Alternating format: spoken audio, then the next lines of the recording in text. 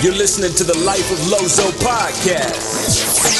We are live here at Life of Lozo. He is the funniest, smartest, sexiest guy I know.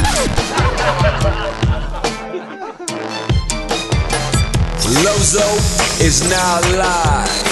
Yo, on this week's podcast, we continue our golden decade of hip-hop discussion and welcome Kool-Lade and Squiggy to the studio to discuss the year 1993. We go off on a ton of tangents, spend almost 2 hours talking, share the history of Duval hip-hop, and Squiggy tells us how he really feels about the Wu-Tang Clan. Thank you to our sponsors, Stay Tuned Studios and Taylor Shop Inc., 03 Productions, The Bee Brigade, Rhyme Designs Clothing, and Jack Sports Nutrition. Visit lifeoflozo.com/mixtapes if you want to jam out to the music discussed in this episode. Oh yeah, let's go. Yo, Life of Lozo. We are live in studio here at SDS Podcast, Stay Tuned Studios, Jacksonville, Florida. I am joined today by none other than the man, the myth, the legend, Kool-Lade. What's up, y'all? And Squiggy, a.k.a. Bearded Mafia, a.k.a. Mr. Stink Pickle, a.k.a. is that dude really playing golf? Yeah. Is in the building. And playing well, by the way. Playing well. That's what I said, right? So me and Kool-Lade will be heading up the two white guys talking hip-hop today. It's an international thing. Yeah. It's International White Guys Talking Hip-Hop Day? White Guys Talking Hip-Hop. So we are on the second episode of Golden Decade of Hip-Hop, and we are talking 1993. Ooh. That's the year we're talking today. We're skipping around. Like, I don't give a shit. I make the rules. So we did 1990 a couple of weeks back. We're doing 93. We'll keep this thing going. So I guess before we even get started, though, I know a lot of people know about me and my connection to hip-hop. I know, Squiggy, we had you in studio for an interview, talk a little bit about hip-hop. Well, Kool-Lade, give me a little something, man. Talk to me about... Oh, wow. So I've been listening to hip-hop since hip-hop became hip-hop. I mean, I was born in 77, so I'll be 40 in a couple weeks, June 5th. I remember very vividly the first time that it was well before 93 for sure. I'm thinking like 85, 86, certainly 87. I remember being in fourth grade and listening to Beastie Boys. Yes, sir. Yes, sir. You know, just beating those tapes to death from Run DMC. Like, my parents would go out and have to buy extra copies of these things, you know what I mean, because I was a kid. So I mean, I've been on hip-hop since day one. And then ironically or coincidentally, in my senior year of high school, these guys were rapping, and I thought, I've been listening to hip-hop my whole life. I said, I'll give that a try. And it turns out that I can freestyle better than most. So that's nice. That is very much the truth. Yeah. His son captured it. So we were at his, gosh, was that your birthday party? My birthday party. It was your birthday party, right? Birthday party. So yeah, Squiggy ages, for those of you who know Squiggy. I was born with that beard. We talked about this. You may think that this every year or so I have one of these birthdays. You know, Benjamin Button. Yeah. He was born an old man. So there's somebody there, and I don't know the guy, and he's a nice guy, and he says, "Hey man, put on some music. We should freestyle." And I said, "Well, I'd love to, but you have to go first." He's like, "Why?" I said, "Because if I go first, you won't rap." And I wasn't even being an asshole. It was like, I'm just being honest because I've been down that road before. You've seen it, right? Yep. So I said to him, he's like, "Oh, I don't think you understand what I mean." And I go, I completely understand.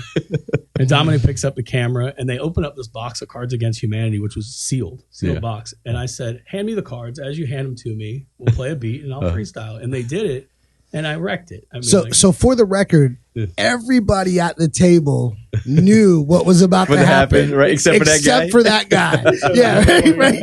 So it's one of those things like everybody starts to lift their phone, you know, and they're like, okay, they're like, world star. and again, it's why I'm trying to be nice to the guy. I'm like, listen, you have to go first because I love rap. I love hip hop. I love the elements. I love the aspect of production, but I specifically love the cadence of freestyle flow because I'm good at it. And the problem is when I go first, 90% of the time, people are like, I'm good. Yeah. I'm good. And I'm like, you know me, I'm a humble dude. I mean, I'm saying that I'm really good at something. I'm not proving it, obviously, on the podcast today, but maybe in the future. Not today, but maybe we will. Not yet. Maybe in the future. So that's pretty much the gist of it. I started DJing in the 90s with my buddy Kirby. Shout out to Kirby, Atlanta, former Guitar Center guy. He's a former radio guy.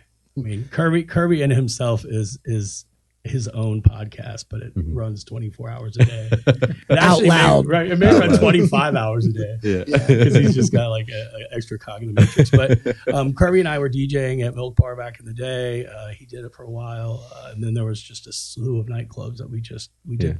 What started for us was this thing we did 1218 at 618, which was a club called Paradome, which switched to 618. And at 1218 every Monday night, we'd have a freestyle. And slowly but surely, it would just, everybody from Duval Hip Hop was showing up. And then it started to get this buzz where people were coming in from out of town on a Monday night. Like it was old wave inside, 80s, it was funky. But outside of this back patio, we just had these epic ciphers.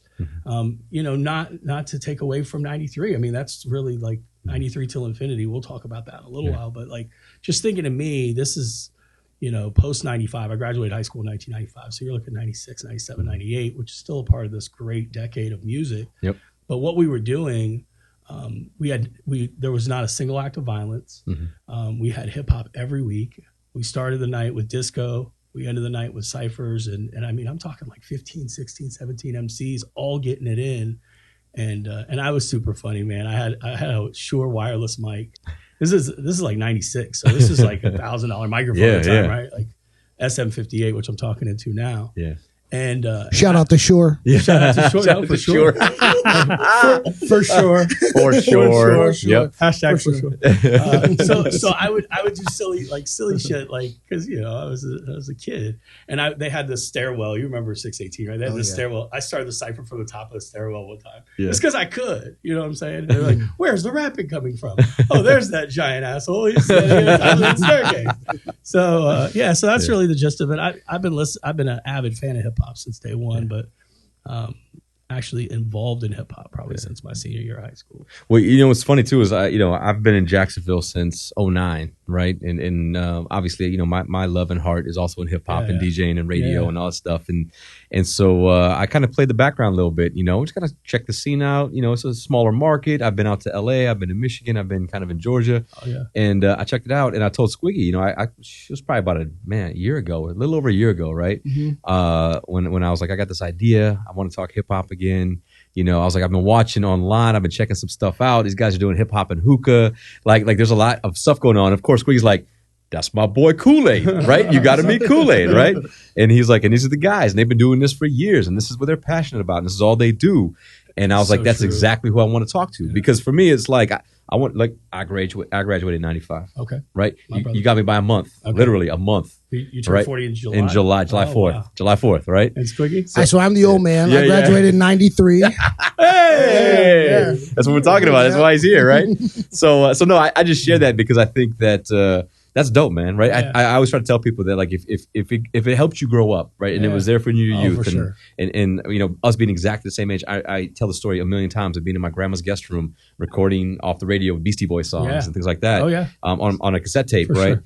I think it always pops. Still pops, right? Or it melts. Or it melts. Right? Leave it outside and melts, right? But I think it's fantastic, and I really appreciate that. So on behalf of hip hop from all across the country, man, thanks for repping and keeping it going. Well, thank you for having me. I'm happy to be here. Shout out to Mass Appeal, Hip Hop and Hookah. Yeah, he's next on my list. He'll definitely want to come in here. Yeah. The one thing about what Kool-Lade said was, when they used to have the cipher out at Paradome, it was a very different time in Jacksonville. For sure. Right? Like, when I got down here, I moved down here in 92. I graduated in 93. So once we got to Jacksonville, like, hip hop wasn't here. It was here in very, very minimal doses, right? You had like FIE back in the day. You'd have these kind of like hip hop sects around town, but to be able to like pull off a cipher, even in 95, 96, I mean, it was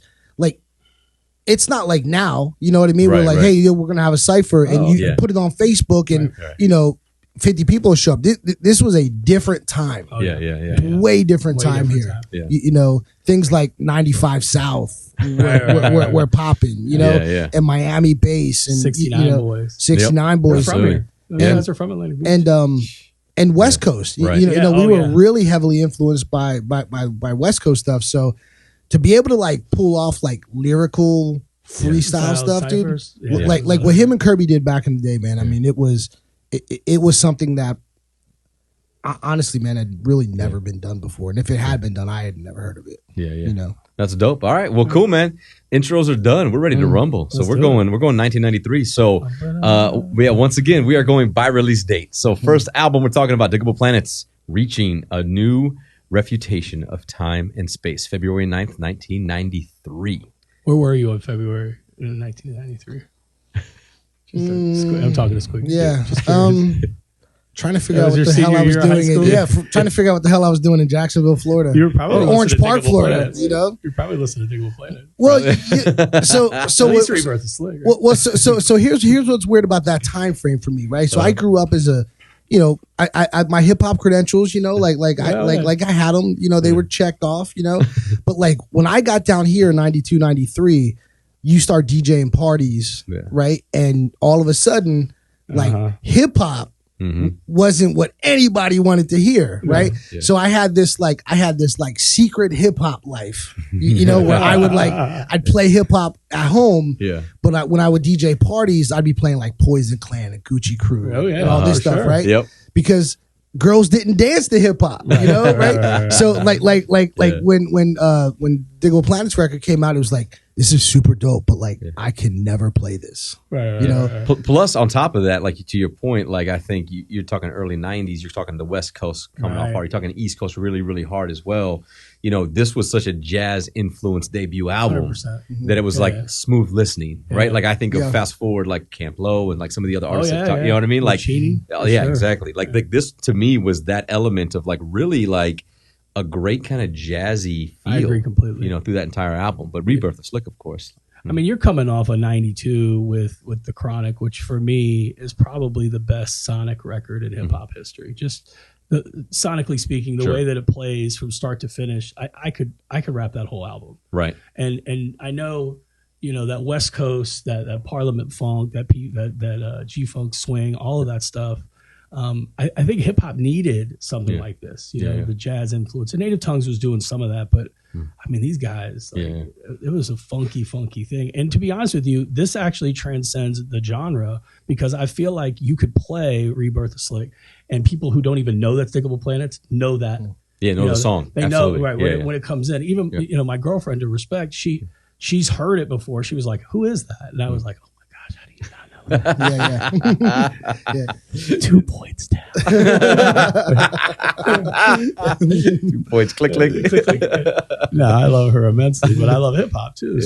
No, and again, I had this tape. This is a tape that was definitely a part of my spindle of tapes. You know, my box of tapes. Was I playing this as much as some of the other shit? Probably not. No. But again, that one song definitely got burned out. I probably bought the single. Yep. I know that the whole tape was in there, but I don't think I played it as much as I could have. Yeah, well, it's funny too. I think like, you know, the production on the album, you know, was kind of a result of the fact that he was surrounded by jazz records, right, in his dad's record collection, and that's what he had, right? Yeah, what you make with what you have. Absolutely, for sure. It's kind of where it went with. For me, one of the best things about that is that when I got the 12 inches, they had acapellas on them. And that was before. You know, Serato. They were acapellas were easy to come by, so I was just like, so I'm not really, you know, the music was a little bit lost on me, honestly. Right. But I wore the acapella out, and I totally respected it. You know, it just, you know, it wasn't lost on me, but it wasn't really my thing. Okay, so let's hit the complete other side of the spectrum of hip hop, and go from super cool jazz, relaxing, to Onyx Back the Fuck Up, March 30th, 1993. My anthem. My anthem. You should ride this out. Oh, my anthem, dude. Like when Slam and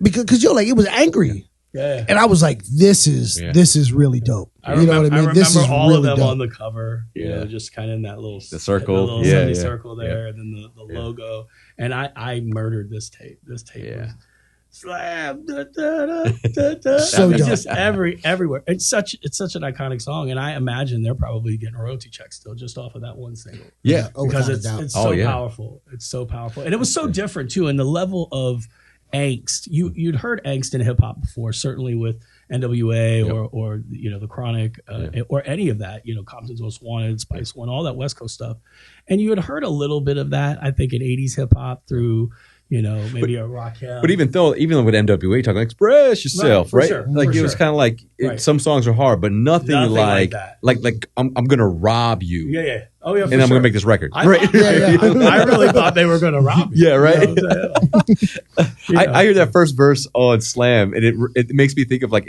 if Randy Macho Man Savage was an MC, for sure.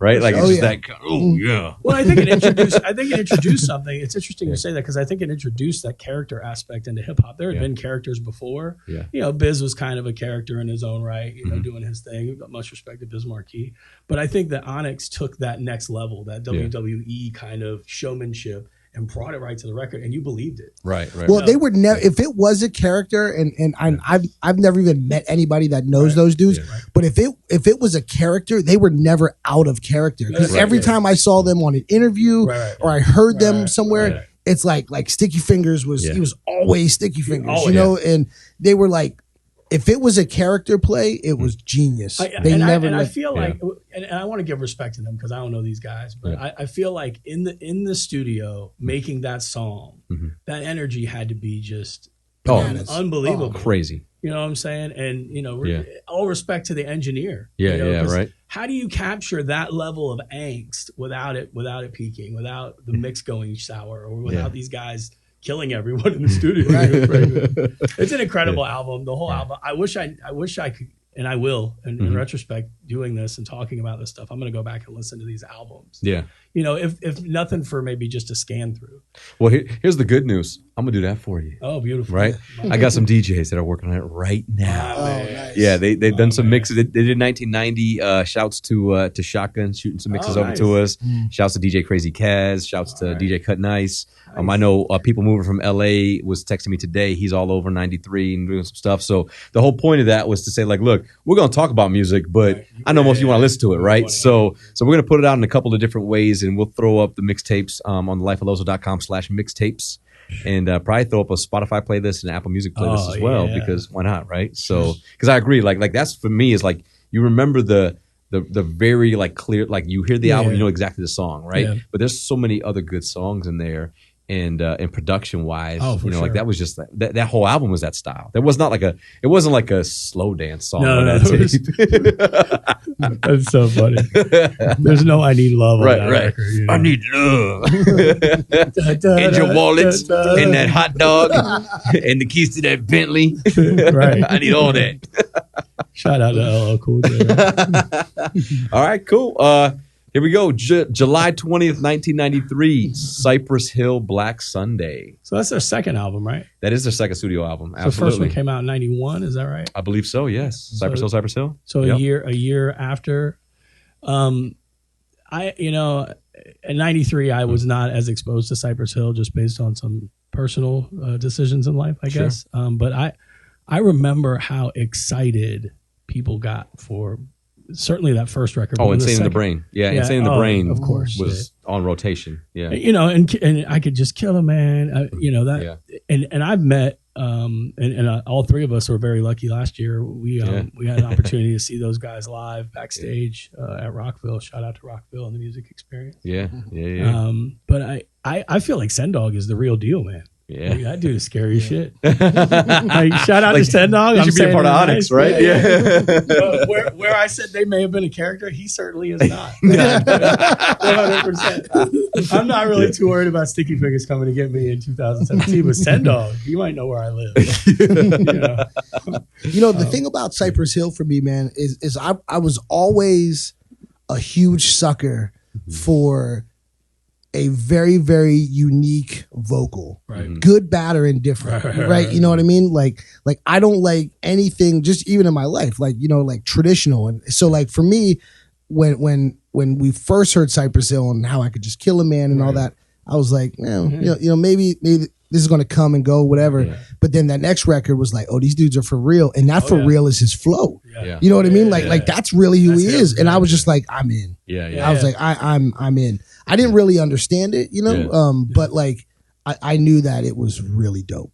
And I knew there was a big subculture with marijuana, and these guys obviously continue to push that movement, which, to each his own, do your thing. I'm neither for or against that. But what I will say is this: I've never seen fans at a rock concert lose their fucking mind over some hip hop shit. Some hip hop shit. Yeah. And what they did too, they paid homage to other hip hop shit, which is dope. You know, they played some House of Pain, they did some other things, and they really paid homage to that particular decade. I feel like, because the stuff that they were playing, even as mixes.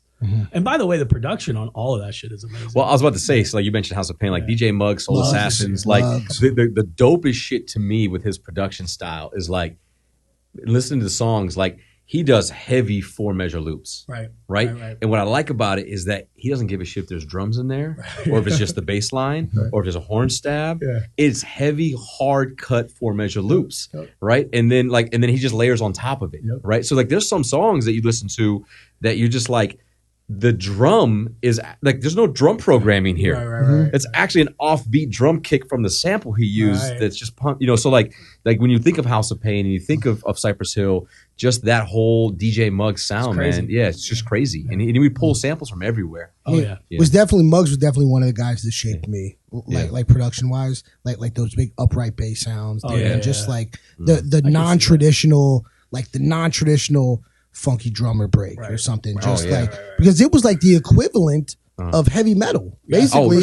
You know, when you take what was hip hop and then you take what was Cypress Hill, I mean, Cypress Hill's literally like heavy metal, and I loved it. If you think of like the song, like I Ain't Going Out Like That, like the intro to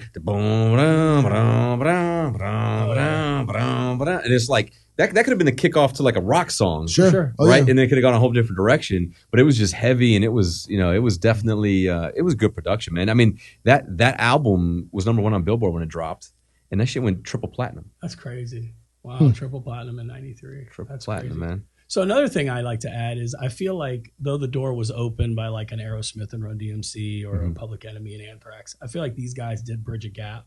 An additional gap just in the production, most certainly for rock rap in any whatever you want to call that specific lane, if you would. I know there's several bands that probably owe them a nod or two, because it not only did it open the music up to be able to do what you expressed a moment ago, Squiggy, with the production itself and Lozo, but it opened up the fan base. Because their fan base, I mean, not for nothing, they have a huge Hispanic fan base, obviously, but a lot of their fans are Caucasian. You know, and when we're at Rockville, we look through a sea of people. I still have it recorded, and that's in retrospect for them, that might be a small show for Cypress Hill. I don't know, You know, because I know when they travel worldwide, they still have the same exact following, and it's off of these original 2 records, by the way. No disrespect to what they're putting out now, or Prophets of Rage, or any of that stuff, but what they're living off of are the laurels of yesterday. And the fact that 40-year-old or plus 40-year-old guys now have a little bit of disposable income and can do that. Because there's not a 16-year-old that's going, Dad, take me to see Cypress Hill. Unless Dad listened to Cypress Hill. Or Mom listened to Cypress Hill. Well, you know, there was also something else that happened in '93 too. And actually it happened depending on who you knew in '92. You could get it in '92. Was the ASR 10 also came out. Right. That's huge. So that was, so when I heard a lot of the production in '93, right? You know, because I was the guy, literally, I drove down to Ace Music in Orlando. I bought the day one. Yeah, day one, man, without a doubt. You're talking the keyboard. I'm talking the keyboard. I'm talking the ASR 10 with the complete like MS DOS. Like MS DOS, like not even the purple backlit. You know what I mean? So, but you know, once you had that in front of you, game changer. It was just a game. It was a game changer, because now you didn't need 5 different. You didn't need a rack sampler and a keyboard and all this MIDI shit going everywhere. It was just like, I mean, it literally changed. So that's why I think when you look back on it, like I started looking, like when Lozo and I were talking last night, I was like, man, I need to kind of refresh on some of this. I haven't heard a lot of these songs, but but now you listen to them and you're like, oh, that's an ASR. Without a doubt. And whatever wasn't ASR in '93 would not have been able to be made if that ASR did not come out. You know, it allowed the musicality to happen in regards to, like, again, like talking about heavy 4 measure loop samples. Sure. Yeah. And then if I want to add a bass, if I want to add, and kind of make my own drum loop that sounds like a break beat, like Sure. to be able to easily put those things together, I think you're 100% right. Yeah. Wow. Yeah, that was a big change. And also the MPC 3000 came out in 93, which wasn't as big of a game changer Yeah. because, the 3000 it wasn't a workstation in a workstation that we know, Yeah. and the Trinity didn't come out until years after. Right. So really Precursor to the Triton. precursor to Right. Triton. Exactly. But so when the no ASR sampling. came out, it was literally The only it literally moved mountains. It Absolutely. moved mountains. because with respect to the Trinity, that didn't even have onboard sampling. Sampling didn't come until the Triton. Correct. Or and- in sequencing. Yeah, Right. Like Right. full on, like Full when they on, jacked the MPC sequencer, put in the Triton. Right. Yeah. Right. Yeah. We just went left on y'all. We know we're supposed to be talking Gear junkies, man. Yeah, we are some gear junkies. I had an ASR 10 for about 9 months, and it was later, much later. I'm talking like 99, 2000, and I couldn't get a SCSI drive for it. They were impossible to find, and just going off of floppy disks was just Just too much. horrible. it was just too much. yeah. You needed and I'm talking zips, which were only 100 megabytes, but that 100 megabytes made a difference. Oh, damn right. And now, for anybody listening under the age of 30, 100 megabytes. Like our phones are more powerful than way any more. of this equipment Yeah. that we're talking about now. Yeah. So, it just wasn't enough time. That's just my opinion. But, I would love to see pictures of you behind an ASR 10 this match because you had an MPC also, right? Yeah, I had them all, man. You had them all. I had the 60. I had, The 60 was a big boy. I had the 9000. Premier said he still uses the 60. I know. I had the Akai, was it S9000? Oh, Yeah. shit. I think so. I don't even remember. Yeah. Wow. Bunch of shit that made my life very Very hard. difficult. Yeah. And then when the ASR came, dude, Yeah. all that shit went in the closet and it became door stops and that was it, man. That's great. Yeah. Sweet. All right. Well, Cypress Hill. There Yeah. it is. Next album, September 21st, 1993, De La Soul, Balloon Mind State. Third studio album. I mean, let's just say this first of all before we talk about that. De La's album last year was incredible. Oh, yeah. Without question. With what they were able to do because they crowdsourced that. Mm-hmm. That was a Kickstarter funded. I mean, that's independent music at its best, in my opinion. Without a doubt. I mean, so shout out to those guys. I've loved them since day one. I've had the opportunity to shake hands with these gentlemen, going to hip hop festivals and whatnot. Anything Native Tongues in this particular time frame. Mm-hmm. I mean, all of it. It was just dope.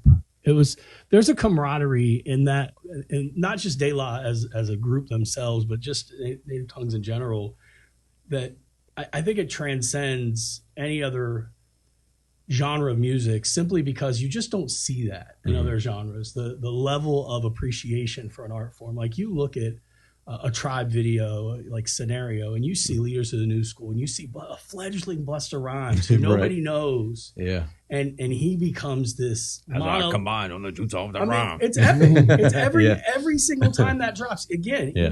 even and I know we'll talk De La, but Yeah. even people who don't know who Tribe is or who that is even the same Busta Rhymes that was on a Chris Brown song 2 years ago, murdering it, going Right. faster than you would think is epically humanly possible. It's It's insane, dude. It's fucking insane. So, but to that respect, even people who don't know hear that and those change ups and we talked production on the last album. Yep. When you listen to the production that goes on these things, and I also love seeing hip hop through other people's eyes. Mm-hmm. And I saw Dave Chappelle when he was here in Jacksonville a few months ago. And Dave Chappelle at the end of the show goes, "You guys, we're going to the Cigar Lounge, which is right around the corner." And he said, "No, motherfucker, tell them why we going to the Cigar Lounge." And he said, "Because my man Maceo is DJing." Uh-huh. And like 61% of the people in the audience had no idea who the fuck Maceo was, right? Yeah. But the people who knew were like, "What?" And then you go around the corner and there is a line to get in the cigar lounge. Yeah. Because of Dave's love, and I think both of you may be aware, Dave has an unbelievable love for hip hop. Oh, yeah. I Absolutely. mean, his Block Party movie that he did. We'll just watch a show. Yeah. Every episode. Every episode. Yeah. Every episode. But going back to this particular time, I mean, for me, it was definitely in heavy rotation.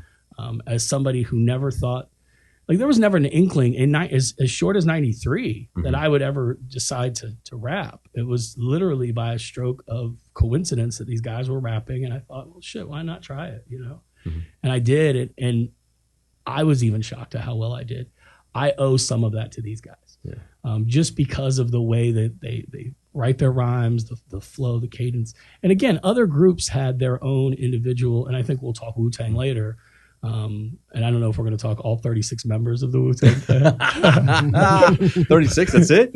Times 10. 322 members of the Wu-Tang Clan.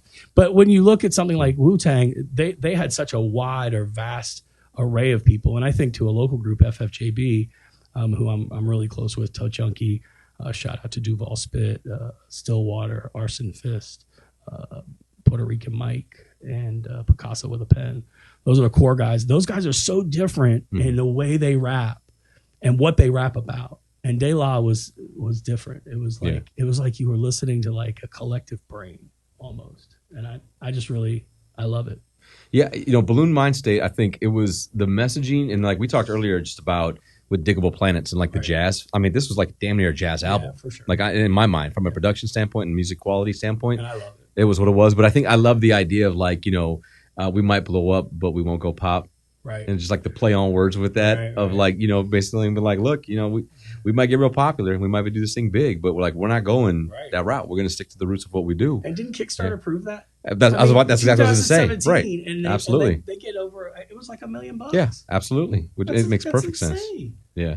It's awesome though. It's a great album. If you have not had the chance to listen to last year's album, I would put it in the top 5 of hip hop albums for last year. I'll tell you, Balloon Mind State is hard to find. It is. Because of all the samples and jazz and music that's on that album. You might have to go to YouTube. And I assume 93, they probably didn't have sample clearance for any of that shit, right? I think it was the Bismarcky lawsuit was I think in 91 or 92. Okay, so but you got to think. So I definitely think that was stirring in the air. For sure. So they were aware they should have sample clearance. Most do. Most are aware, right? So they're like, well, we started it prior to the lawsuit. Right. Yeah, who knows? That's crazy though. Even today with sampling, which is so abundant in all genres of music now. You hear it in everything. To think that you could take something from someone that they created and feel like they shouldn't be compensated in some capacity just blows my mind. And anytime somebody goes, oh man, there's too many samples in that beat, I'm never going to get it cleared. I say a couple things. One, it depends on where they're at and their version of who they want to be as a hip hop artist. If you want to make music for you and put it out, put it out. Yeah, go for it. Yeah, sure. I really have a hard time taking someone serious when they look at me and they haven't even gone wood in the hood. No, I mean that with such kindness. Like they're not even selling whatever it is people do to consume music today, because frankly, it's not CDs anymore, right? It's just not. So, but they say, oh, I need to get all of these clear. No, you need to take a step back. Right. You need to go and listen to all these albums from 1993. It's like, hey man, don't give yourself that much credit. Right. Yeah. You don't need to get these clear. Ain't nobody suing you That's the whole for the point. 12 albums. Right. Yeah. Nobody's coming after you. Nobody's chasing your car down for your mixtape in your car. There will be no blurred lines here, folks. You guys will be good. Yeah, right. Yeah, no, but it was. I thought it was an influential album to mention. I know, in the greater realm of De La, not necessarily my favorite or what I think musically, but it was also the last one that they did with Prince Paul, right? Which is huge. And being a jazz guy myself and appreciating that, I think they started the realm of like it's cool to like take on and own like really other genres to a degree within hip hop. Besides just the stab sample, horn sample, like a lot of that stuff that was going on, they were putting the music back together and they were kind of putting that type of thing out there. Deconstruct to reconstruct. Yep, absolutely. Yeah. When did Prince Among Thieves come out? The Prince Paul record? That had to have been in 94, 95? I think later than that. I'm just curious because that's such an epic album, in my opinion, like for storytelling and conceptually. the Prince Paul album. And it has such amazing MCs on there. Yeah, I mean, I've been a Prince Paul fan forever. Yeah. Whether De La and all this type of stuff, or if you want to even go to '99 is when it came out. I was gonna say because that was like the raucous movement. There was a lot going on at that point. But even like Handsome Boy Modeling School. Oh my god! Like I mean, the De La joint on there. Gravediggers. I mean, come on. He did everything. Okay. And I like Dan the Automator too. Yeah. We're talking Handsome Boy. Absolutely. That's amazing stuff. I actually have both of those albums in regular and instrumental format, and I find myself now listening to instrumentals more than the songs. Yeah. And that's just where my brain's at. I listen to a lot of instrumental hip hop. Yeah. Shout out to anybody who's making instrumental hip hop. If you think it's dope, send it my way. Send some beats. You can find me. I'm easy to find. It's Kool-Lade, aka DJ Cold Sandwich, aka Herb Albert the Prince. Herb Albert the Prince at Herb Albert the Prince. You can find him. Yep. All right. 1 week later, KRS-One Return of the Boom Bap, first official solo album on Jive Records. Again, this is so interesting that we're doing this as a retrospective, talking about '93. This brother just put out a new album too. I mean, and I haven't had a chance to listen to it throughout. It sounds like him, you know. I gotta think what songs are on this album. Black Cop. Yeah, Black Cop. Is Step Into the World on here? No. That's later. Yeah, later. So, oh god. So I remember. So Black Cop came out, and then shortly thereafter, the Mad Lion version came out. You know, and it was just dope. For sure. Black Cop came out, had acapella on the record, and you fit all your, and that was one of the records that did translate from New York in 1993 to Jacksonville. You could play Black Cop at a party, and it would rock. Yeah. Okay. Well, I think too, this was the album where he did a lot of production work for Boogie Down Productions. Like he did a ton of production. So like he stepped away on this album and brought in Premier and Showbiz, Kid Capri. So he brought in some other producers that were doing some really good work at the time, obviously. And I think that helped elevate him. And that's always how I've been. Like when he can just focus on the writing and the message he wants to do and allow somebody else to do the production work, I think it comes together nicely. Yeah. Yeah, I mean, I'm not the biggest KRS fan, quite honestly, but that was a really dope record. And there was a couple of songs on there. I can't remember most of them, but I remember thinking like that was one of the ones that kind of like turned the corner with me a little bit, because it was just him getting it. It was really cool. Yep. Yeah, man. Yeah, and that was also, you had like Menace to Society come out at that time, CB4 at that time. Oh yeah. And shut up and eat your big ass biscuit. Yeah. Did you say MC8? I think MC8 came out that year. Yeah. Listen, every single song this brother is on, he says yeah in some capacity. So it'd be like, if he's mellowed out, he'd be like, yeah. And then if he's like really into it, yeah.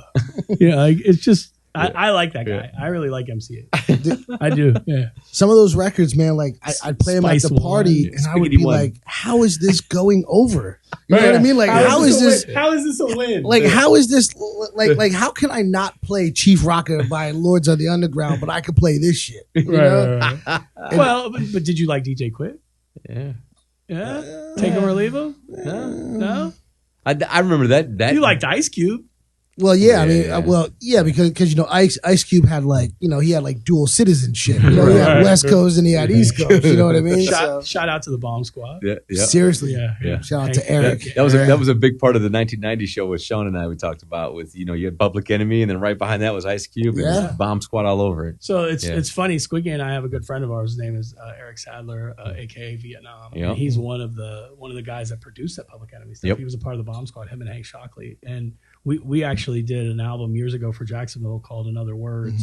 That was shout out to Sarah. Yeah, very big shout out to Sarah and Tucci. Tucci. One of the things that was really epic is listening to Eric tell those stories. Like he said, he knew Ice Cube was going to be the Ice Cube we see today, back then, because he was all business.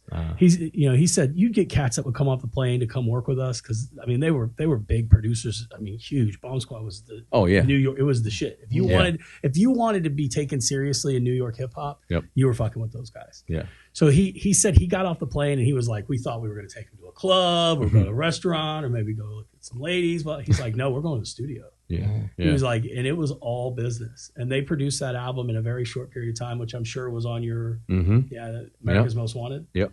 I mean, imagine going from NWA, right, and being around people who you consider your brothers, and then going, I have to recreate my entire way of doing life. I mean, and generally speaking. So America's Most Wanted, definitely amazing. But every Ice Cube album in that particular 5-year period, I could sing the whole album for you.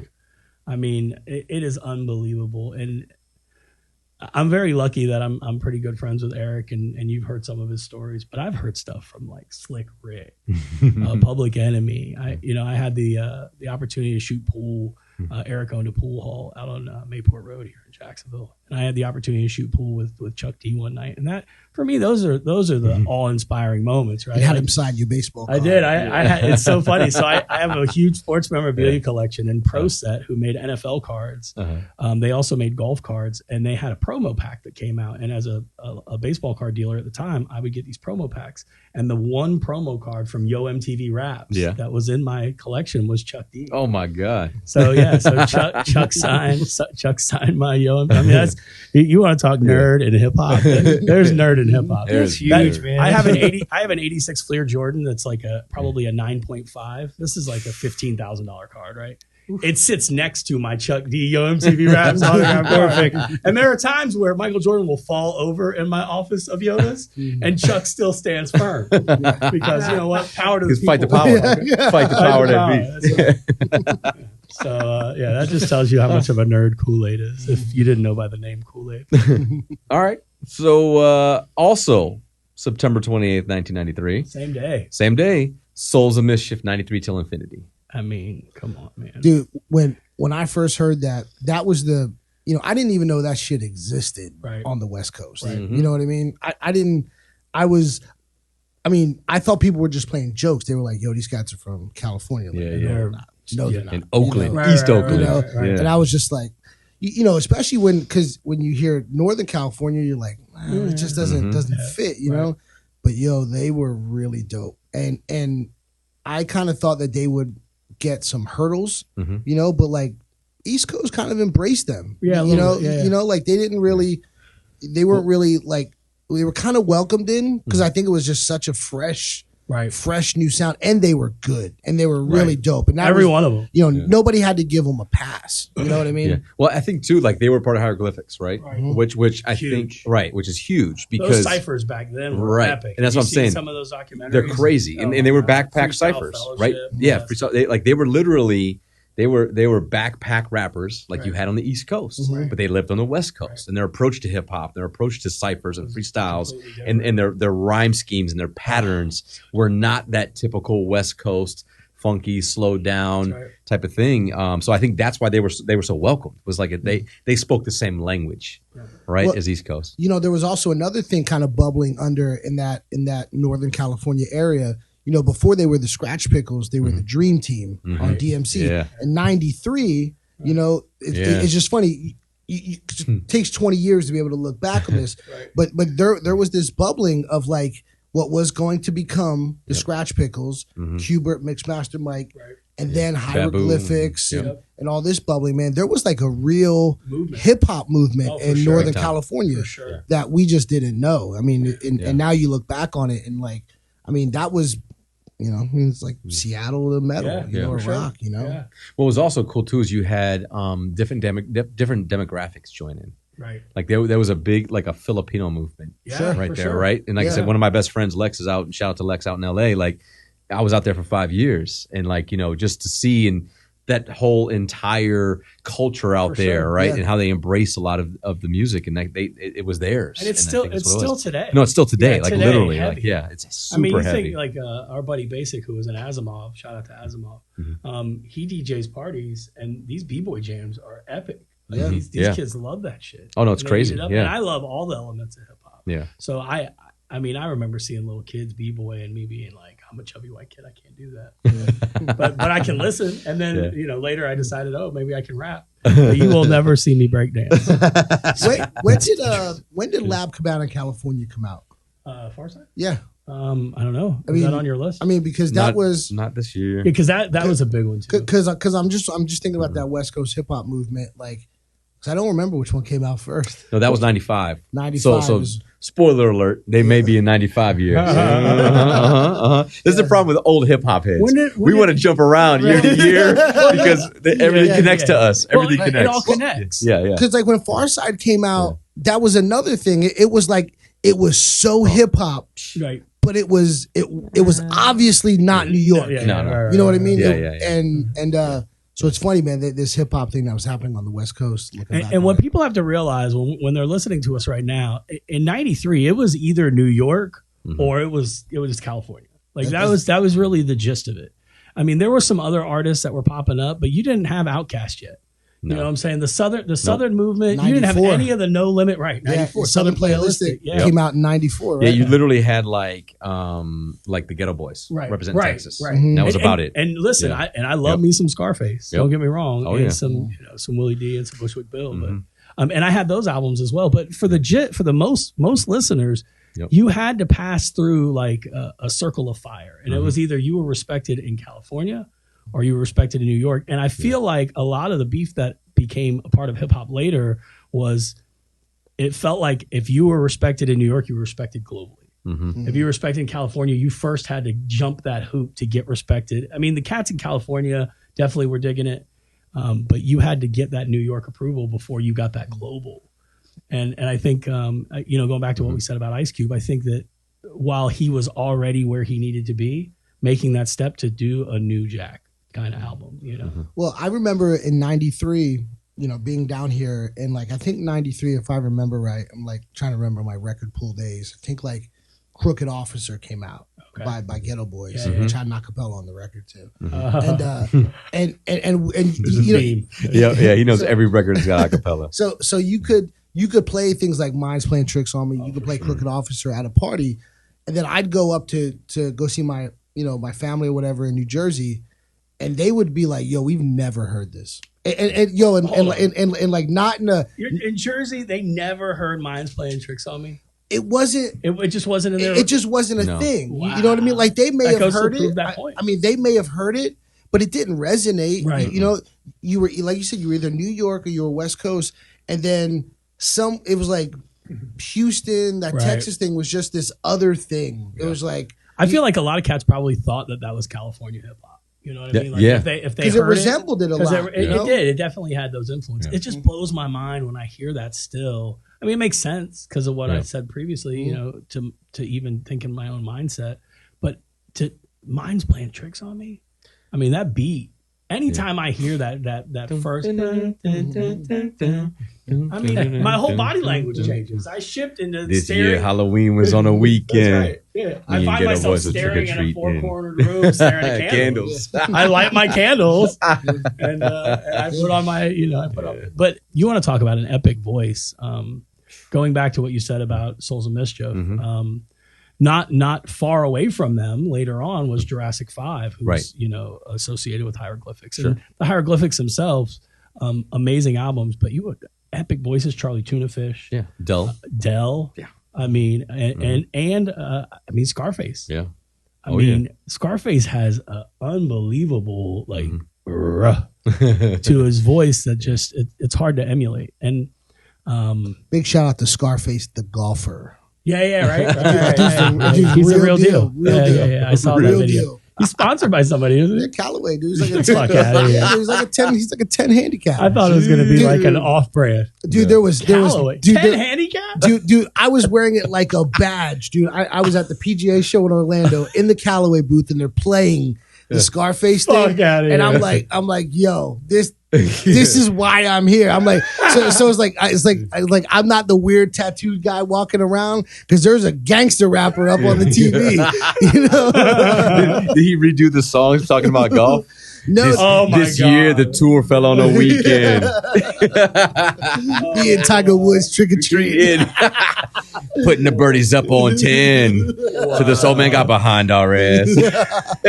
So we picked up the cart. Yo, but seriously, like dude's like a serious golfer. Dude's like a serious golfer. That's I like some believe real it. shit. Some real shit. Why wouldn't he be?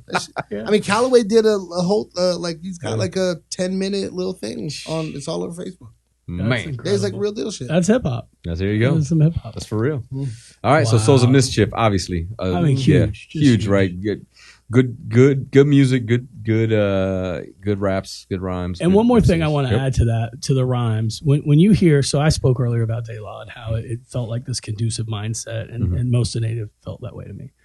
This particular, and I kind of classify this as its own hieroglyphics in that style and that frame as its own style, because it created something where there was no pause in between a verse. You know what I'm saying? Like the minute my 16 or my 8 or my 4 or whatever it was, the minute that finished, you were picking up that next line, right. And it was almost seamless. Yeah. And I mean, 93 Till Infinity, they just actually did the tour, the 20 year anniversary tour a few years ago or whatnot. And that song still to this day. Oh, that beat's mad. It's crazy. Yeah. I mean, It holds up for sure. It holds up. There's no doubt about it. And you as you said, you felt like they'd have some obstacles. And I'm sure they did. Yep. And I hope that they're happy, but I know that they brought happiness to me. So thank you. I think just an underappreciated classic. For sure. Yeah, absolutely. Cool. Okay. October 19th, 1993, Black Moon entered the stage. Debut album. You know what else? Let me just say one more thing about Souls, dude. I just remember, dude. I think that was the first record that was a colored vinyl that I got because that album was blue vinyl. Oh, it was blue vinyl. Oh shit! Blue vinyl, yeah. Look at that. Boom. He pulled an ASR 10 out of his ass. Useless knowledge. Useless knowledge. Coming in at number 1 on shit we don't need to know. What color was that album? That album was black, sir. That is correct. Ding. I'll take Vinyl Nerds for 300, Alex. I've got a Stinky Pickle on aisle 2. Sticky pickle on aisle 2. All right, so end of the stage, Black Moon, debut album on Nervous Records.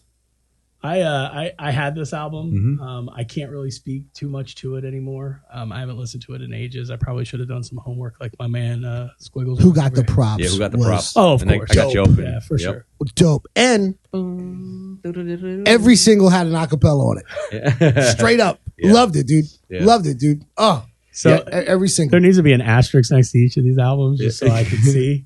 I'm always like scoot over. If there's an asterisk, it means there was acapellas. So we know Squiggy knows some Yeah, shit. he knows that. He knows that. But dude, but seriously, like who got the props was dude. So that was another one.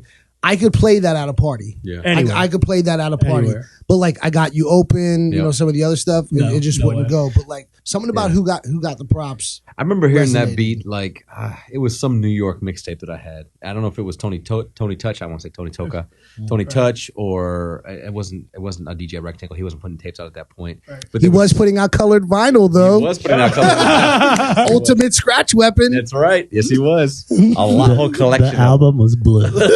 Blue album. But And 93 was also Bionic Booger Breaks. yeah, that's Dirt Style. One of the first battle records. but not Super Duck Breaks yet. Super Duck. No, not Super yeah, Duck. Yeah. But no, I remember hearing that beat on a mixtape. But it was just the instrumental. And Somebody then, rapping on it? Yeah, or- like he did like a mashup with another gotcha. with another artist that was on Acapella. it. Yeah, it was that typical like New York, Because right. there was an acapella. He was able to do that in 93 because of the acapella. That was it. That was how you guys do remixes back Yeah. then, right? I feel like you have a whole new business venture, acapellas.com. Acapellas, dude. And it's all it's all music. You just Squiggy's got a whole collection.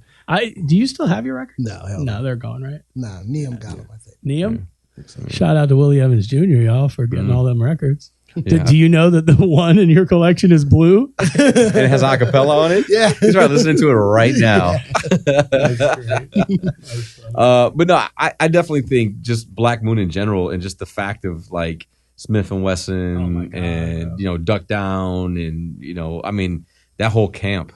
Still to movement. this day. So Yeah. Rockness Monster, again, you don't talk about a voice. This dude's voice is so like I could listen to him go, I'm gonna squeeze the shaman, squeeze the shaman, squeeze the shaman, and I'd be like, that's a fucking hit record.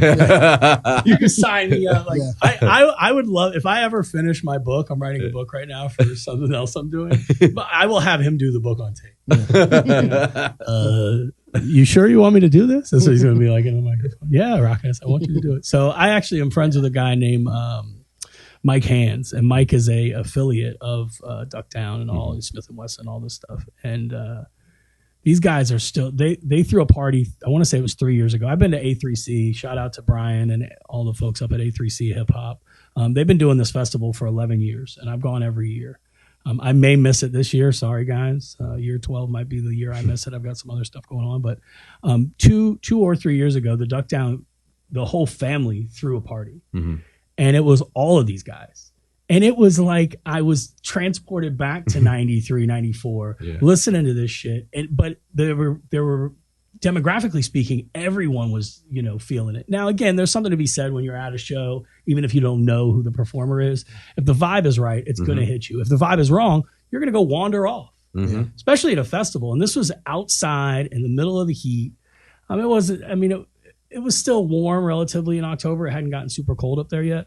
But amazing performances. Yeah. I mean, I'm talking like one of the things that I judge hip hop on, and I will be this way forever, and it's very difficult for me to watch live hip hop now, is does the performance at least mirror the record, or does the performance show me why I like that record in the first place? Yeah. And what I mean by that on the latter part is Busta Rhymes is a perfect example of that. When Busta, this is post doing, Scenario with Tribe, when he actually put out his own music. I went to like a Flavor Jam or something here in Jacksonville, and I saw Ice Cube, Busta Rhymes. To be honest with you, those are the two that I remember. There was a ton of people there, but Busta came out on stage in a bubble Averex jacket. Of course. And he couldn't have been like $175 weight. The brother's like 300 pounds now. Falling off stage and shit, but shout out to Busta Rhymes. But $175 wet in this Averex jacket, and the energy that just spewed out of this guy, I was like, the record is actually amplified by his performance. Yeah. And I think that there's a real miss, and it goes back to what I said earlier about hip hop artists in general. And I'm not hating because I love this stuff. It's just how I feel. You have to take the time to hone your craft across the board, and I mean across the board. If you're incredible on stage and then you put out a record and the record doesn't reflect that, then you shouldn't have put out that record. You should allow people to see it live. That is a firm, it is a make or break for me. So when I see these artists live, it has to transcend that moment, or it has to improve what I listen to in my headphones or on my stereo. So that's just the whole Duck Down thing had a couple of years where it was like, you had Black Moon and Smith & Wesson. OGC. And then Helter Skelter. Oh my God! Right? Helter Skelter. Yeah. Helter Skelter. Le Fly. That's how I remember his voice. Right. Yeah. It's the best. Yeah. Again, he could literally be like, "I'm gonna squeeze this Charmin." I mean, that's really close. Le Floors. I mean, they had a good run, man, for a couple of years, man. They did a lot of really good stuff, and then. I don't know if I kind of got out of it or they just kind of seemed to kind of go away. The move, well, and I think as you get deeper, you get deeper into your podcast going into the 90s, you'll see that shift based on the albums that are coming out. And you'll see less of a Black Moon or a Diggable Planets or even a Daylight. I think what ended up happening was that you had the movement of Atlanta, you had the movement of the Midwest. Sure. Right? You started to have these elements. That's why, to me, like the 90s was like that last time. That's what I would say. It was the last time you could listen to the first 10 seconds of almost any album. Right. And you had a general sense of where it came from, who it was, what were their influences, what gear might have been used. Because once it started to hit 2000 and we saw the rise of the Midwest, and that's where I'm from, you saw a lot of the Midwest borrowing from all elements of everywhere. You had the bass lines from the West, you had the drums from the East, you had the kind of the funkiness of the Atlanta scene, it started to get meshed up, and then you couldn't tell anymore. You kind of had a sense, but you weren't really sure. So I think that's what ended up happening was these regional movements started to kind of silo and put people back into, if you were from New York, you were always repping Duck Down. Right. You know what I mean? Right. You were always repping that. And by the way, there are people still doing it today. Of course. Because when I talk to Mike Hands, he tells me, he's like, man, we go to these shows and there are avid fans. Of course. That are eating this shit up. Right. And again, so there's a generational gap. And I think going back to what I said earlier, you got guys in their 40s now who love this shit. Right. If somebody said there was a show in Orlando and it was a Smith and Wesson show, or anything in that particular genre or subgenre, I would go in a heartbeat. Right. I was out of town on business, or I would have gone down to Orlando 2 weeks ago to see Dell. Yep. Or it was a week ago, and I even I know the cats that put that show on. I think that was Rory and Mikey, or Rory probably. Yeah. And there's another one that's a big one. We kind of spoke to for 2 seconds, but I do want to bring back up as Dell. Because that's Ice Cube's first cousin. Yep. Which a lot of people don't realize. He wrote Jackin' for Beats, which a lot of folks don't realize. And this dude's voice is very eclectic too. And he actually did something with Handsome Boy Modeling School, but he did something that he made.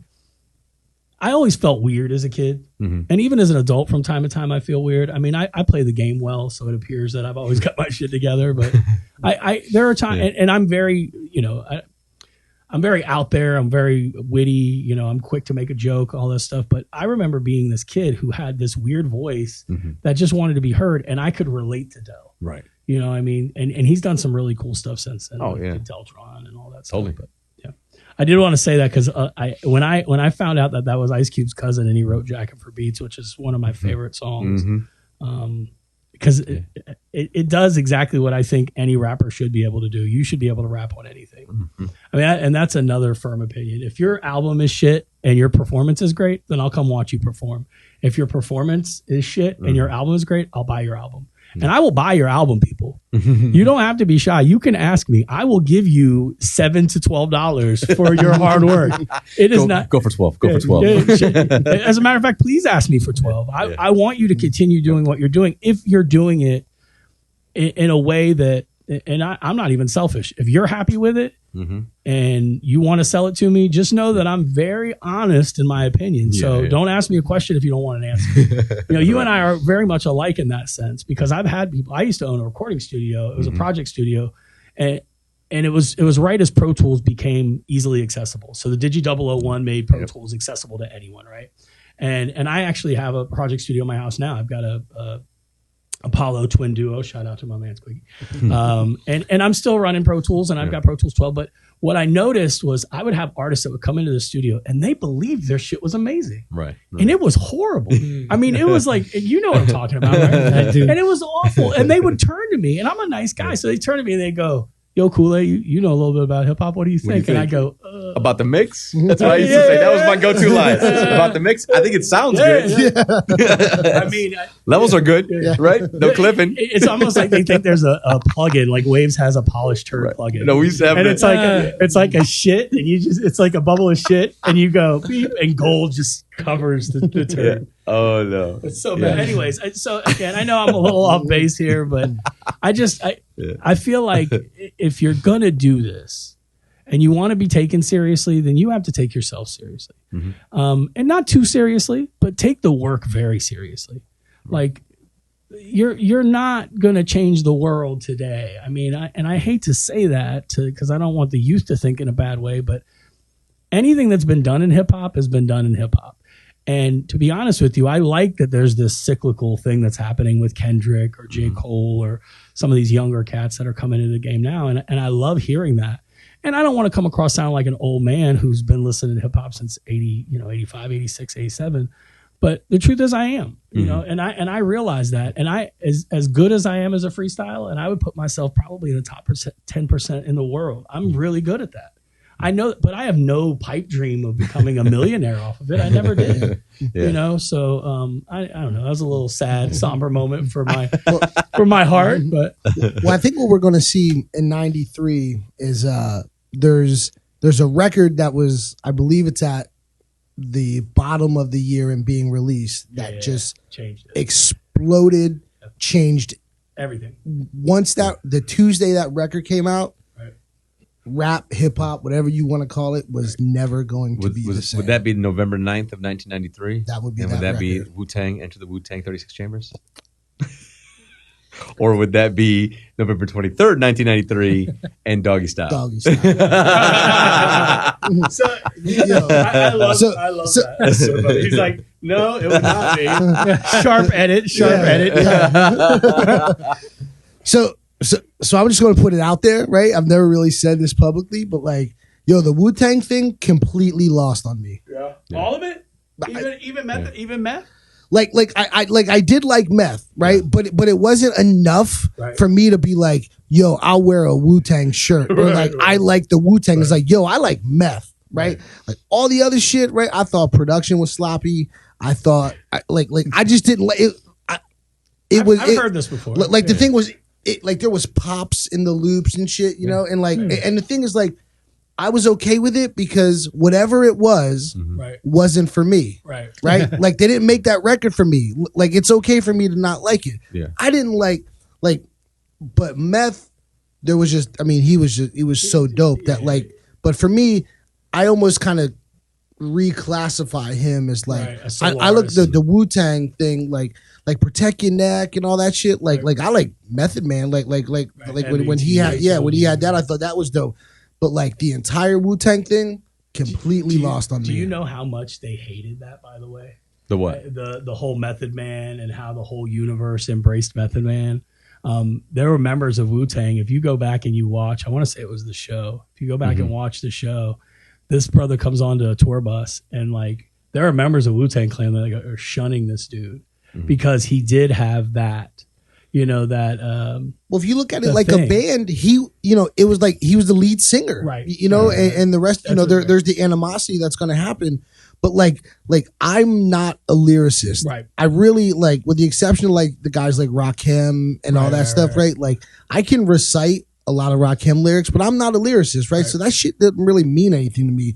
You could be spewing nonsense, but if you do it rhythmically and you're riding the track and it's cohesive, and that's what meth did. Meth was, the cadence was good, it was tone. I always kind of consider like surfing, like it's like you just like if the wave is the track, they're just riding it and it's so cohesive. Right.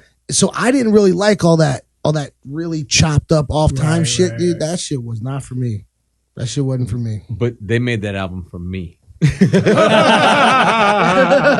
baby. Lozo. It's funny because that's great. Dude, shit. When I was like, I was in a Wu wear, green hoodie, camo jeans, is there pictures? Timberlands. Can we put them on your website? Yes, it may even maybe with cornrows in my hair at one point. Yes, right. Yes, like it was. I had pictures of him when he was in NSYNC. Squiggy in NSYNC. Yeah, ouch. That's awesome. I think I've seen that picture. No, like I will tell you, it was funny. I didn't hear, and I actually discovered it backwards. The first album I actually heard was Old Dirties, with his license plate on the picture. And I bought that in cassette. And me and my boy Wally, shouts to Wally, like. We bumped that shit like, this is madness, right? Like, this is actual madness. And then we started to do backwards research. I love it. Then we stumbled into the actual and we played that shit on repeat. I can't tell you how many times I can recite damn near every song on that album. But what I learned about it that I didn't know about this was that, and this is probably why there's a lot of animosity there, RZA used to make them battle each other to decide who's going to be on the songs. Right. So Method Man and Raekwon were on 8 of the songs from that album because they're amazing, right? Like now you think about it backwards now. Right. Who were the dopest ones? Who had the most unique flow? Who could write? Who could go on these beats? Right. No wonder why they were on the majority of the songs. No wonder why people were probably pissed off. Well, it made them murdering them. It made them work harder too. Absolutely. Now to the thing you said about pops and stuff on the production, I have gone back and listened to some of those records, and you're right. The chops are sloppy. Yeah. I mean, and I like RZA. I really do. I mean, whether it was Wu-Tang or Gravediggers or any of that stuff, I actually, even the Bobby Digital stuff, it's eclectic. But again, I love that you went backwards to get dirty first. Yeah. Because I'm in the middle of you guys. I liked the stuff, but it wasn't what, like, if I had to make a choice that day, which luckily I didn't. And by the way, these 2 albums came out on that day. You want to tell them the other one? No, not yet, because we're not done talking about Wu-Tang. Okay, all right. Well, so I bought this 1993. I remember this very vividly, and I was going to tell these guys before the show. My father was in the U.S. Navy, and I used to get to go to the commissary with my mother, and we would go to the Navy Exchange, and they had CDs, and the CDs were like $10.99. They were a little bit less expensive, and they were tax free, which was really dope because you save another $1 or $2 or whatever. And I remember Florida State was on. I apologize. Notre Dame was losing to Boston College after beating Florida State, and I'm a huge Notre Dame fan, or at least I was in my youth. And I remember my mother looking at my face as I'm staring at this TV screen and watching Notre Dame's chance of a national championship just disintegrate. And she said, "Well, I was going to get you one CD. You can get two." So I didn't have to. I didn't have to choose. You know what I'm saying? I was a teenager and I didn't want to have to choose, and I didn't. So I bought both of the albums. We'll talk about the other one in a minute, but I bought this album, or my mother did. Shout out to Mom, I love you. And by the way, my parents had no idea what the fuck I was listening to. Just to be clear about that, my father bought me a Too Short tape. Yeah. My mother bought me 2 NWA albums. Yeah. And my parents were super conservative. They were like, my mother's a devout Catholic. If she knew that there was a song on any of those albums called "Find 'Em, Fuck 'Em, and Flee," or she swallowed it, I would have swallowed something. You know, shout out to NWA and specifically to Eazy-E. So, anyways, I remember this day so vividly because I thought I was going to have to choose, and I would have chose the other album, which we'll talk about in a minute, but I didn't have to. So, to where both of you guys are, because I saw you kind of like, yeah, I can take it or leave it. It is what it is. Yeah. And I saw you light up with this. And by the way, I'm looking at Squizzy. He was Squiggy. Squizzy on the beat. He's a Squizzy. He's a Squizzy on the beat. Squizzy. So I was looking at Squiggy about the not so much a big fan, and then Lozo on being a fan. And I'm kind of in the middle. There were stuff that they did that I mean, Cream definitely was huge. Just because the video, and I wanted to go rob people in MPVs. Like, it just looked, okay, I was a teenager, right? I don't feel that way now, or do I? But then hearing Method Man, and then hearing, what came after that. Because for me, that just opened the door to Wu-Tang. Yeah. And the fact that you went backwards was why I brought that up. I feel like a lot of people went backwards. I feel like there are people who bought Raekwon's first album, right, Built for Cuban Links, before they even knew the 36 Chambers. And then there was an avid fan base who obviously went album for album and bought everything.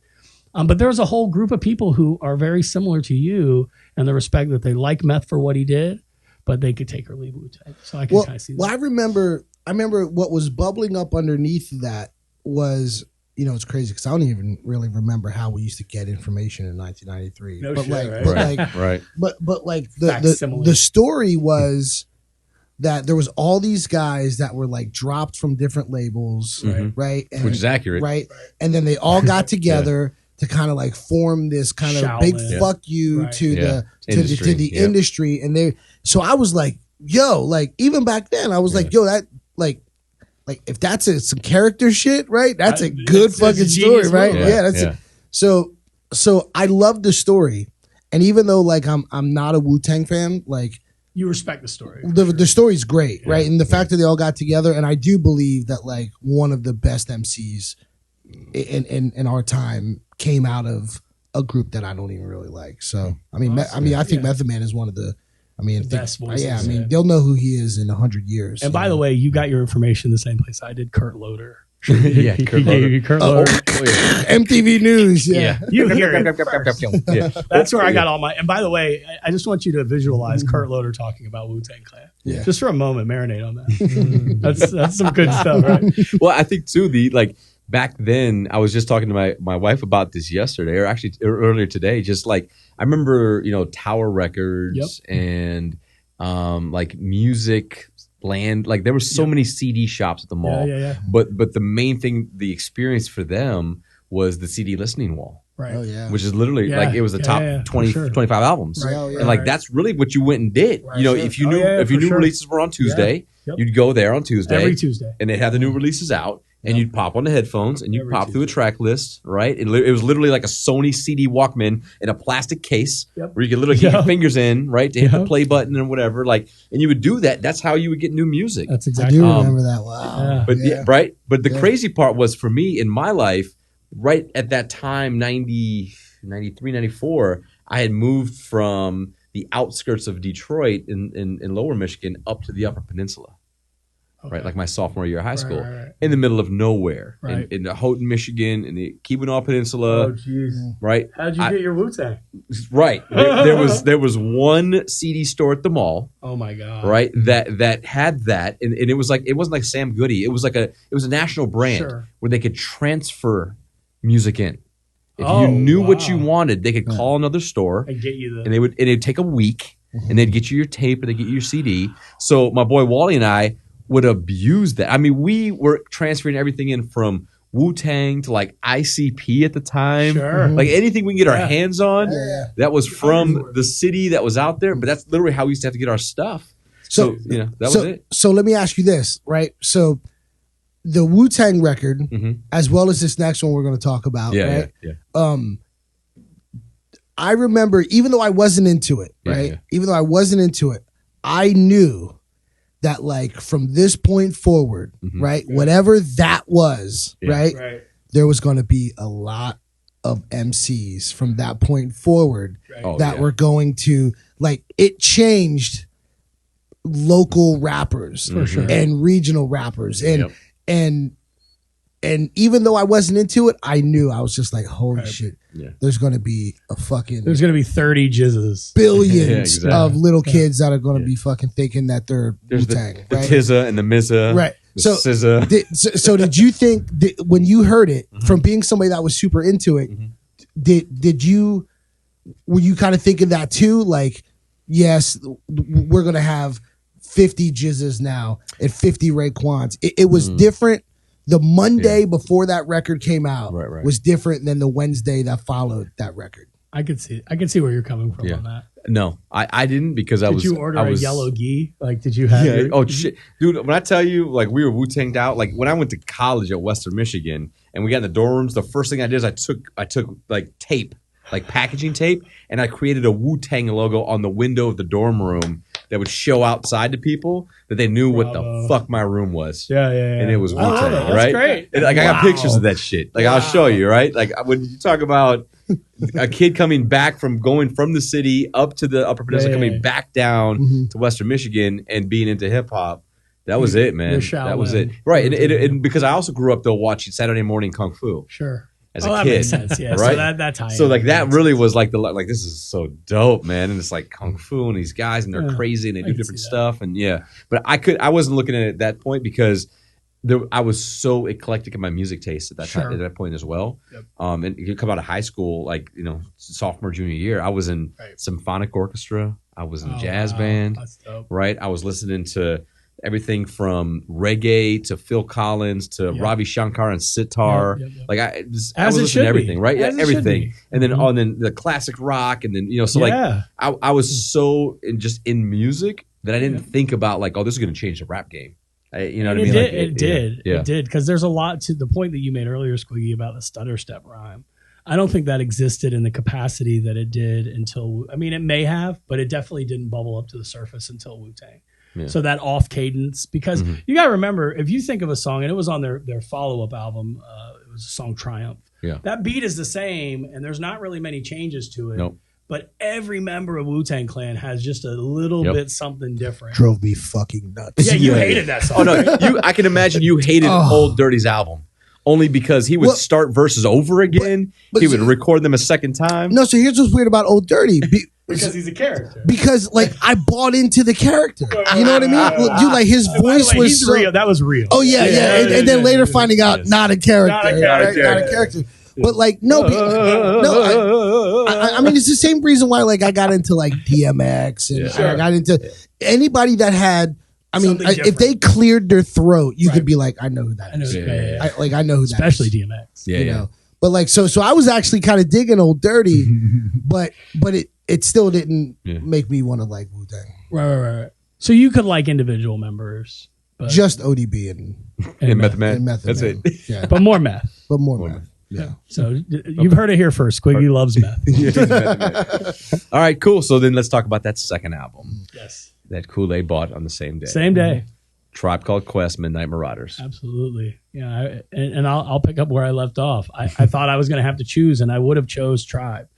Just basically, one, though I kind of got an idea from Kurt Loder and MTV what this Wu-Tang thing was about, I wasn't really, in it yet.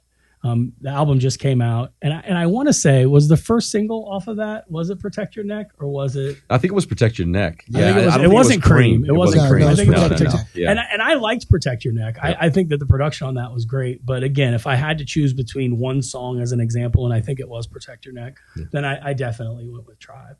Yeah. And even to this day,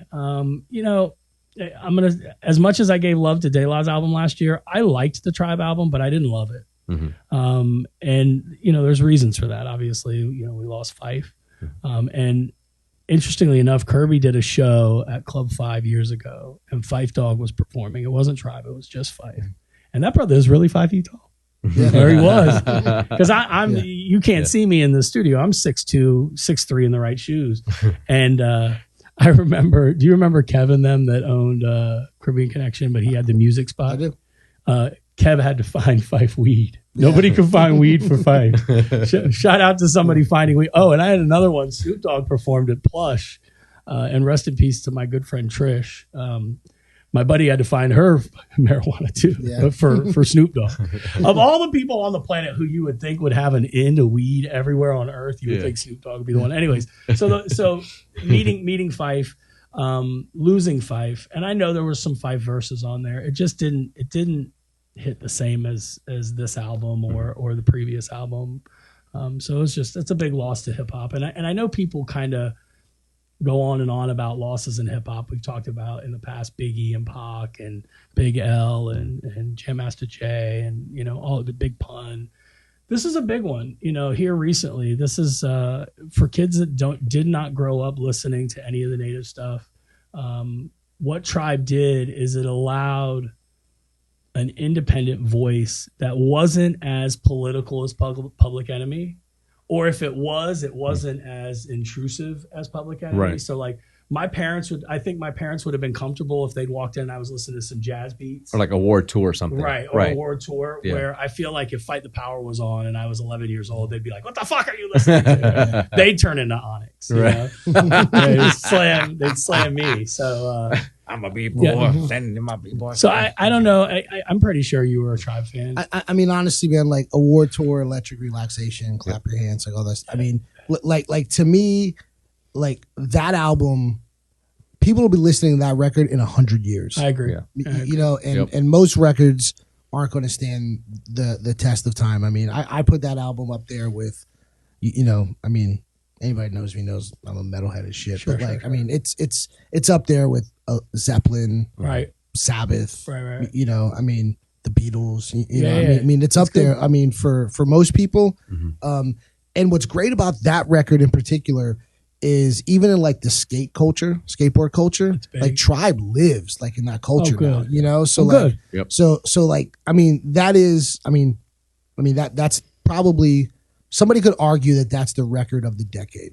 So I'm in a board meeting in my job, and in my regular 9 to 5, they don't call me Kool-Lade.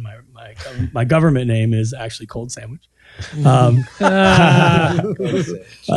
I'm in this meeting and we're talking about this new hotel that's being opened, and they said it was in LA, and the lady in the meeting goes, it's actually in El Segundo, and I go, shit, I left my wallet there. Oh, I love it. Yeah. And there's a room full of people who have no They're idea. like, he's a hip hop head, get him the hell out of here. One guy gives me a nod, but he's not acknowledging. His hands are firmly on the table, and he's like, Oh, I see what you done there. Yes. I see what you did there. Yeah. But I love doing shit like that. I'll throw little hip hop references in, even to my some of the work I do in the hotel business as a public speaker. I told a group one time, I said, listen, you guys, your scores are low. You start at the bottom. We need to get here. And I need all of you to commit to this and move from 0 to 100 real quick. Real quick. Or I'm going to take 7 MCs and put them in the line. Exactly. I'm going to take 7 more. I found my brain wanting to do that. Yeah. But the El Segundo thing was so funny to me because I was like, oh, I left my wallet there. And they kind of just all tilted. And I would have been like, bitch, better have my money. Oh, man. That's great. That's so good. Did that Tribe record, did that hit hard in Detroit too? Yeah, like I think it echoed through because of just the production and the music part of that. You know what I'm saying? Like that's the thing about I think the Detroit in that era is like if it's good music, I think just the Motown elements. Right. If it's good music, good production, Right. it usually lands pretty well.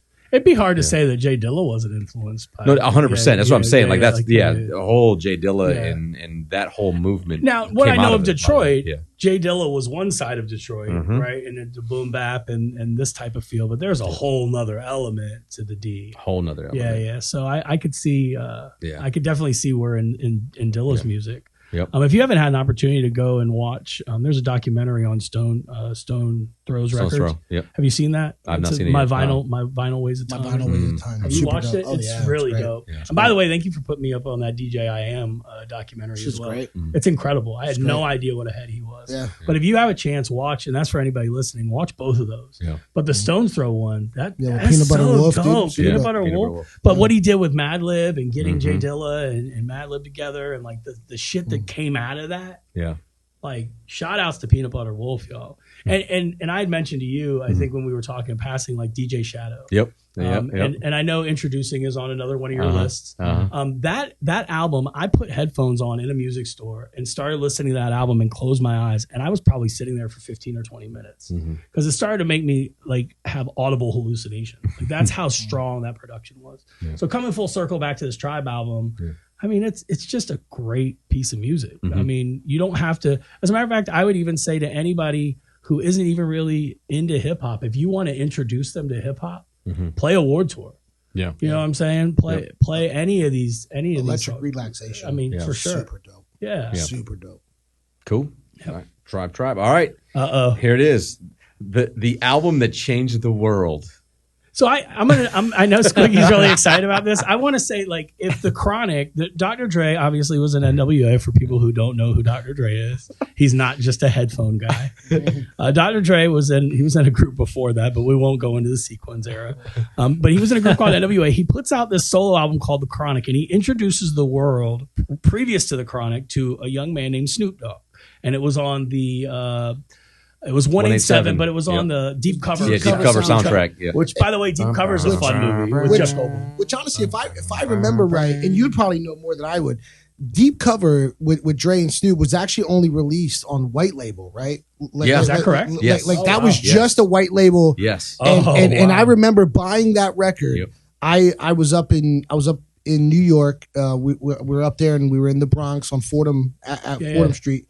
And I remember it was just handwritten Deep Cover, right?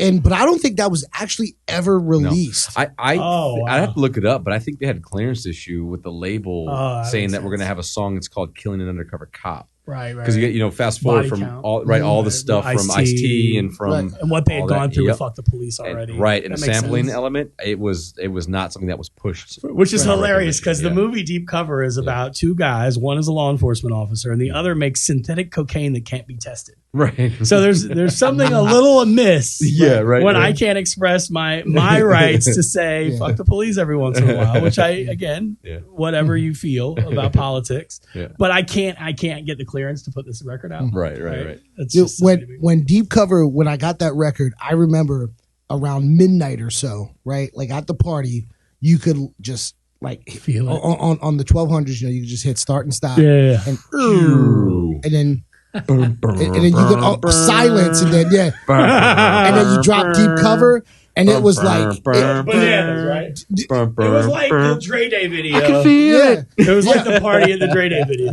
Dude, it was like that's when you knew, because like you can't fake that, right? No. You know, like when you dropped that in Jacksonville, Florida in 1992, 93, like when Deep Cover came out, it was like, holy shit, man. It's Like crazy, right? Like people were getting up on that more than any booty shake thing I was playing or whatever. You hit that dun dun dun. It's a fucking rap. And that goes back to talking about Dre as a producer. And regardless of what people have read or see, like this guy was able to take one song on a soundtrack and then create this whole amazing thing in the Chronic. And then 1 year later, put out the Snoop Dogg solo album, which was probably the most anticipated record, I would say, in hip hop to that point.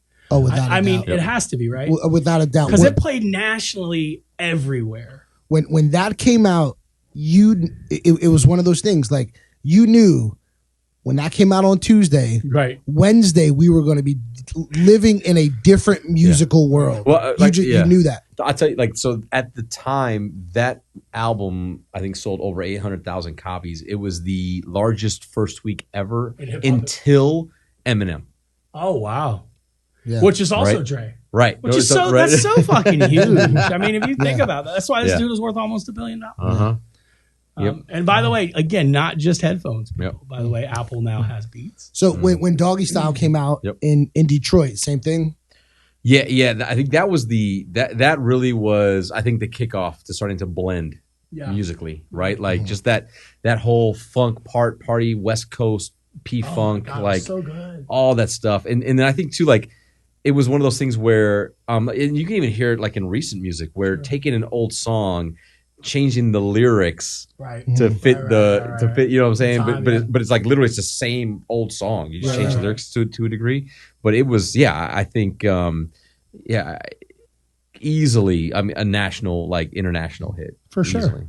Yeah. I mean, I remember going back up to Jersey and going back up to New York, and even like hip hop heads were like, "Yo, that's fucking dope record. Dope. Yeah, that's pretty dope fucking record." Yeah, there were cats I would imagine that didn't want to give the Chronic credit because of how dope the Chronic was. Right, because the Chronic could have been a fluke. Right, you know, exactly. it could have been. That's what I mean? Doggy Style proves it wasn't. It wasn't. Yeah, right? it wasn't. And then you go back and listen to the Chronic post Doggy Style, and you're like, wow.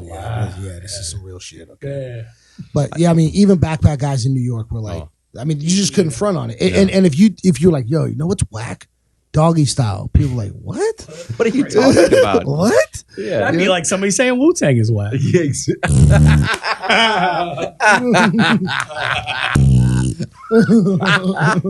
And on that note, easy fellas, easy, right? Don's a Wu-Tang fan. All right, Don, I will give you $20 cash right now in my wallet, Don, if you can name any member of the Wu-Tang Clan other than Method Man or Old Dirty Bastard. And we've mentioned more than them already in the show. So Don's like, full transparency, I don't listen to y'all. Yeah, exactly. Damn. I'm wearing the headphones. But He's like, I don't even know your names. Let alone members of the fucking Wu-Tang. Yeah, your names make me hungry.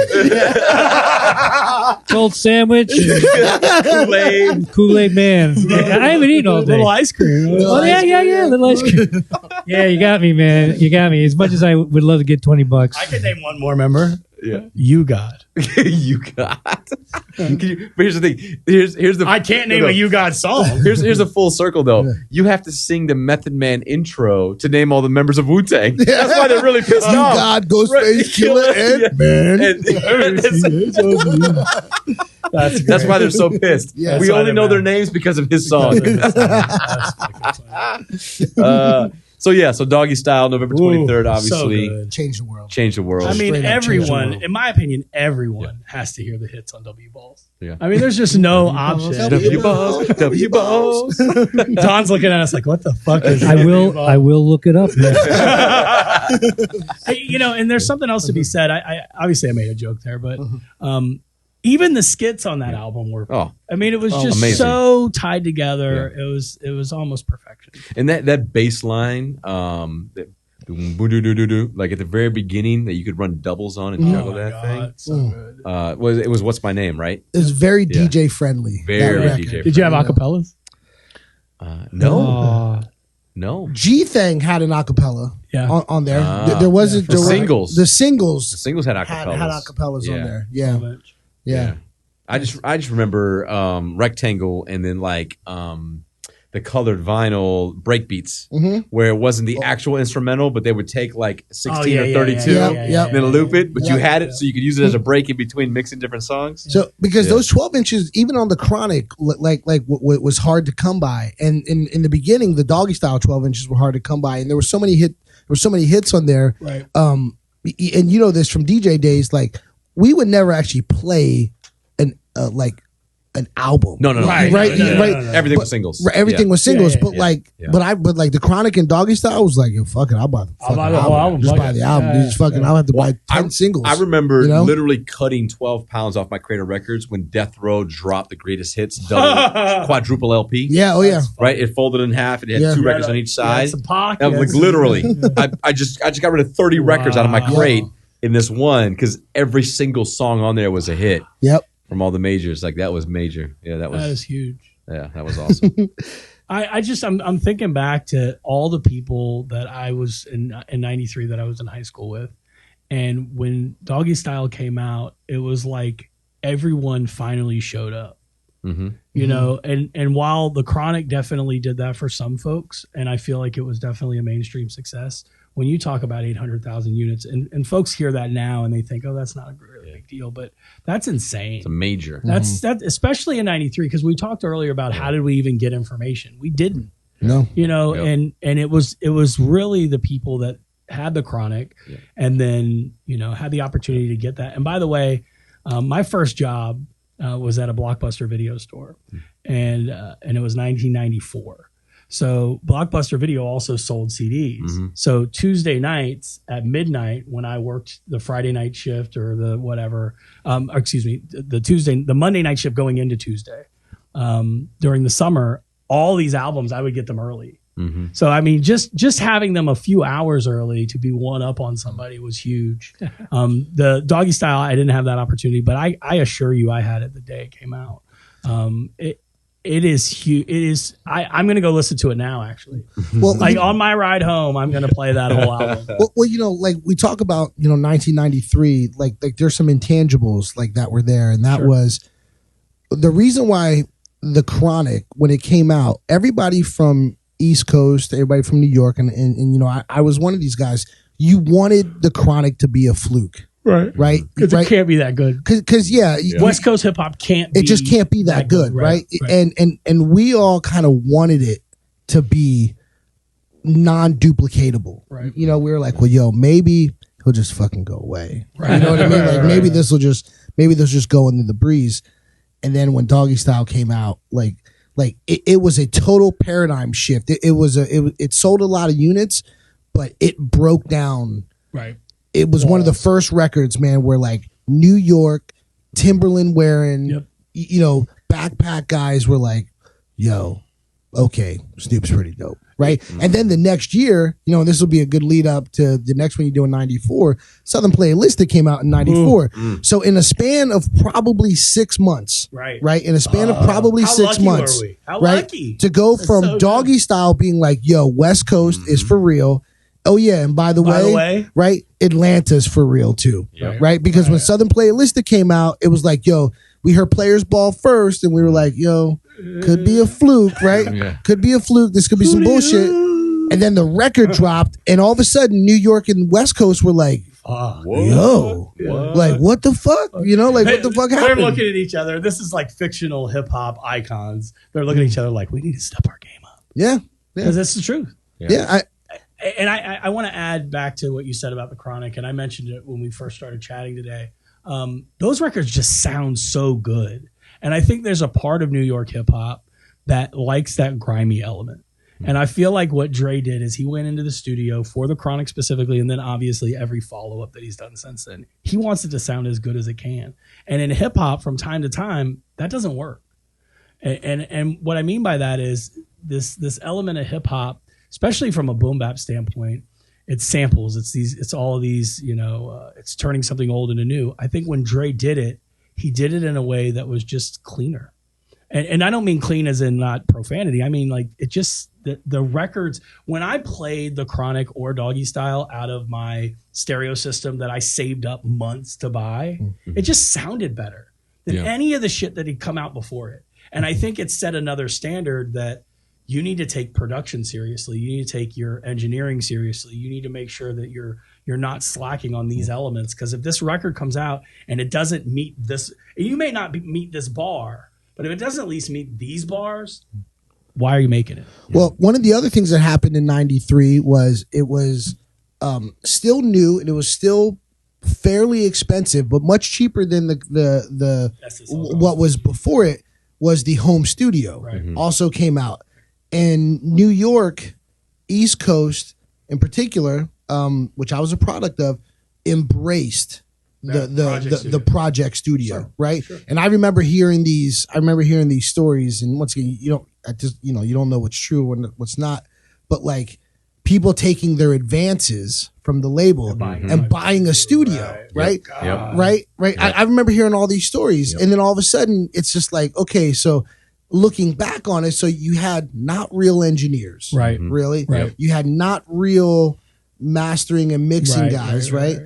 So it was smart to buy the studio, but like when you hear like Atlanta in '94, like Organized Noise, like that was not project studio. No, that was a studio. You know, Dre, Chronic, and all that, God. That was not project studio stuff. So, so the birth of the home digital recording studio, I think led to some really shitty quality, for a couple of years until people just got better. When the rest of the world was really just still going to big studios. It's interesting you say that, because I can envision Dungeon Family, Organized, or Dre, and you can go back and look. There's footage of them in the studio making The Chronic, making certainly Snoop's album. You're absolutely right. And I think Lozo can attest to this. You know, like there was guys playing bass lines on a lot of the West Coast stuff, and Organized Noise was really popular for that too. Another great documentary, by the way. Did you watch that one? Fuck yeah, Jesus! Have you seen that one? Oh yeah, that's a great one. You know, so dude, you can't do that in 1993 at a project studio. No. You can't have a dude say, "Hey, I need you to come and play this bass line."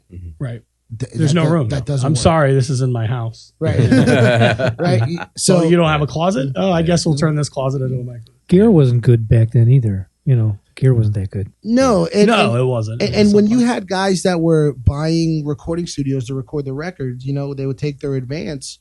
You know, when we were all young, it was like, dude, that's the greatest thing in the world. You take your advance, and then it's just like you're investing in your future, but you're not. But you're not really. You're not. You're not really. Yeah. You know. Yeah. That's too bad. Sweet. I wonder how many hip hop artists did that in that time period between 93 and 99. Or even shorter. Let's just even do 3 years, 93 and 96. Because I told you earlier, you know, I bought one of those first Digi-001s. I mean, I think that's how you and I ended up getting to know each other because of the connection to Kirby. And I was doing production stuff, and Tucci was doing production stuff. And my buddy and I ran a project studio at our house, and we were one of those. Unfortunately, we were one of those people that were doing that. You know, pumping out stuff here, even locally. But I think that today, the gear is so much better. So I feel like, and you know, at NAMM, when we got to go to LA this year, talking to the Universal Audio guys and seeing a hip hop producer like Just Blaze, who is really using this, but then he has to tell the truth.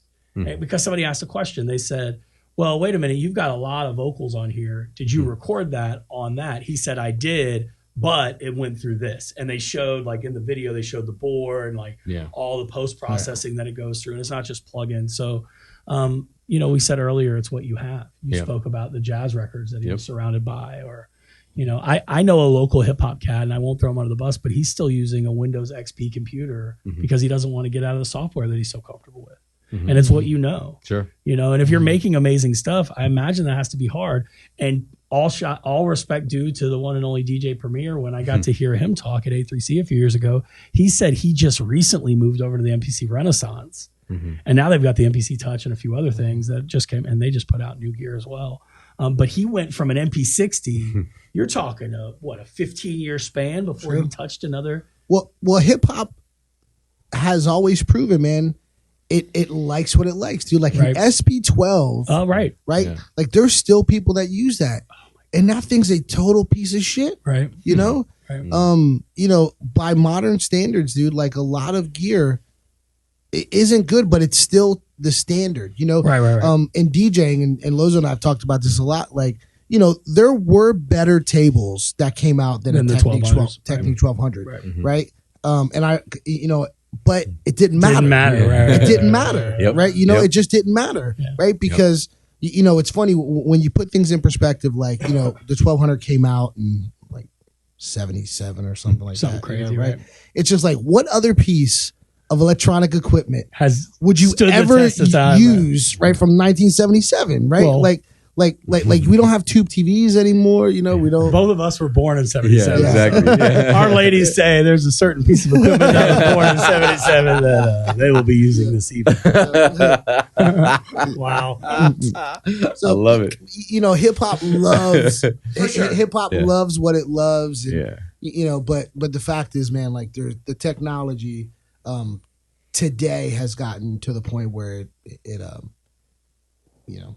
Yeah. It's almost had an adverse effect, but hip hop is definitely likes what it likes. It does, right? You know, it likes what it likes. So, you know, the machine actually will emulate the SP12 or the MP60 or the 2000. You can actually do a little drop down menu. Yeah. And it'll emulate the sequencing on any of those machines. Of course. It just turns on the bit rate and turns off the quantizer. And That's otherwise known as the suck knob. exactly. Right. I was gonna say, we used to have this little knob thing in the studio in LA that my boy Lex made. It was the suck less knob. Yeah. And they'd be like, how's that sound? He's like, hold on, let me turn this down. Yeah. Did it work? Yeah, Did it work? Did it work? How's it sound now? Nope, you still That's suck. great. It's the Waves turd polisher. This Exactly. is coming out next year. All right, so just to recap, we had Diggable Planets, Onyx, Cypress Hill, De La Soul, KRS-One, Souls of Mischief, Black Moon, Wu-Tang. He was waiting for that, man. He was ready. I was queued up. He was ready to go. He's got a soundboard. He's got a soundboard. Tribe Called He's Quest. got an ASR 10 over there. Yeah, He's right. locked in. And Snoop Dogg. So one of the things that I did along with these shows, and shouts out to Kyle Willis, Oh, very who I good. actually met through Hip Hop and Hookah, Awesome. attending Great. your event as well. And just to clarify the record, I could not remember the damn magazine that he had his Biggie artwork in, but it's Spin Magazine. I talked to him, yeah. and he. Did Kyle's you know like, that? No. Oh, yeah, dude. His Biggie pen drawing is amazing. unbelievable. It's unreal. It's actually the desktop. It's of my Mac. photorealistic. Yeah, It is epic. and Spin Magazine used it for something they were doing, and I could not remember the damn magazine the last time when we did 1990. So shouts out to Kyle, and all his links will be in the episode things here. But what he's done is he made a comic book cover for every single year that we're talking about. So I'll give you a brief recap of this cover and why he did this cover. So in 1992, Marvel and DC were scrambling to compete with the frenzy over newcomer Image Comics. While Marvel opted to try to mimic Image, DC decided to kill off their most iconic character. So over the course of 3 story arcs spanning 2 years, Superman ultimately died in the hands of Doomsday. The book in which he dies, Superman Volume 2, number 75, came in a sealed black bag concealing the cover art the way that some pornographic magazines are sold. I remember the book, and this is Kyle saying, he remembered the book selling for upwards of $100 before the end of the month of release. Wow. Sadly, the print run was so high that it will never be much of value. So Kyle lived through Hurricane Andrew, which struck in August of 92, and his local comic book shop, Sanderson Sports Cards and Collectibles, was destroyed. The store owner had a trailer home set up in front of the building while the repairs were being made. So like a construction, it's kind of like a construction site using temporary office.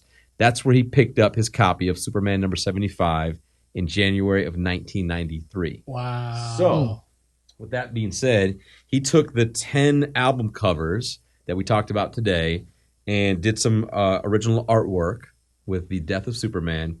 These are signed copies by Kyle and numbered. There's only 6 of these in the world, so each of you get one No for shit. being on the show. Oh wow. Right? That is so dope. Right? So the death of Superman on top of 1993 Oh, hip look hop at the album covers. That's Wow. There's so dope. Squiggy's favorite Wu-Tang right there at the Oh, top. yeah, right there. I'm going to hear that Yeah. sound now every time someone says Wu-Tang. Exactly. Poo-tang. Yeah. The poop tank. Poop-tang. This So is uh, really This is dope. really dope. Squig, yeah. let me see. This is really dope. he does amazing stuff. He's an incredible artist. He's doing live video now of his now on Facebook of his stuff that he's doing in real time. So dope. I couldn't be happier that he did these for me. So I guess my last question is, would you guys like to see a spoiler alert? I have actually all 10 Oh, yeah. I want to see covers them. that you can Yeah, see. that's Nobody's tight. seeing them. We're only actually releasing the artwork when we release the episode. Oh, I love it. Right? So nobody else Yeah. will see this, but I knew Yeah. how much of a nerd I'm a super nerd. Yeah, I'm Kool-Lade wearing, was. By the way, I'm I wearing know. a Spider-Man shirt right now. Yes, he is. So I wanted to show you guys Oh, yeah. Let me take a look. every year that was coming Oh, out. Gambit. Right? Oh wow. So that way you can check him out and see what he did. I'm just gonna stack them. I'll go ahead and stack them. Is that Deadpool? Oh, is that Deadpool? Look at how he's made. Oh, look at that! Look at Deadpool. Wow! You see? Look at his face. Yeah, Deadpool's face. That's dope. That is incredible. Look at It's 91. I'm kind of letting the spoiler alert. Any out. idea? That's okay. Any idea how long it takes him to do one of these? Yes, and he's damn good. He's So very it's pretty efficient. quick. He's quick, but he's good. Like He's really good, guys. like for him to just. I mean, we can see, yeah, obviously. But does he? Does he do the color as well? Oh yeah, he does everything. Everything. 100% all Wow. original.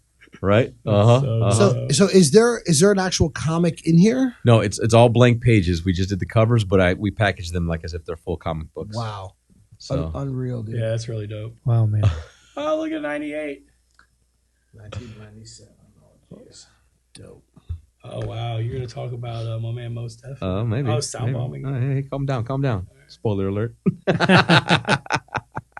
Just as long as you don't talk about Juvenile. We're going to talk about Juvenile, huh? I can't Maybe help you never but, know. You never know.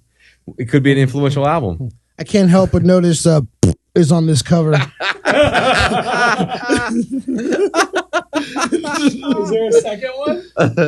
Oh yeah, look. You got some. Man, he knows all the covers and logos. I think he's a closet fan. Who did you wrong? Who did you wrong? Jizza. The truth comes out. The genius. Yeah. He put me through the Wu-Tang record. Yep.